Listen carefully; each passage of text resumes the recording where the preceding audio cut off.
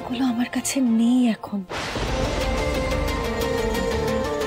আমি পরে দেবীকে গয়নাগুলো দিয়ে দেবো।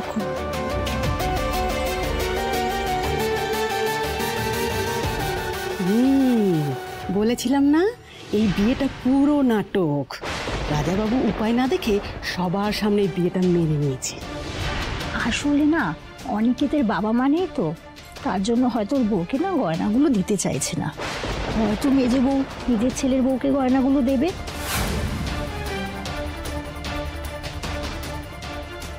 নিজের ভাবমূর্তি ঠিক রাখতে এত কিছু করছি, আর মেজ বউ তাতে জল ঢেলে দেবে ভেবেছে। দাঁড়াও, কোথায় যাচ্ছ তুমি? সব কি করছো কি তুমি?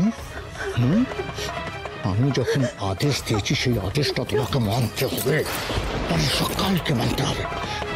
আমি আদেশ দিয়েছি যে বাড়ির বাইরে প্রত্যেকটা মানুষের কাছে এটা যেন পরিষ্কার থাকে যে আমরা এই বিয়েটা মেনে নিয়েছি। সবার সামনে দেখাতে হবে তুমি আমি এই বিয়েটা মেনে নিয়েছি। আমার আদেশ অমান্য করলে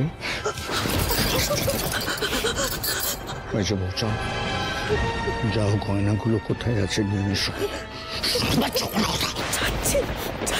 আশীর্বাদটা তোমাকেই করতে হবে।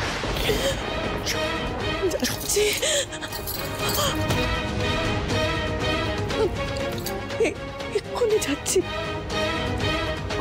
গয়নাগুলো তমসার ঘরে রাখা রয়েছে, আমি এক্ষুনি নিয়ে আসছি, এক্ষুনি। একটা কথা পরিষ্কার করে শুনে রাখ, আমার আদেশ যেন তোমাকে দ্বিতীয়বার মনে করিয়ে দিতে না হয়।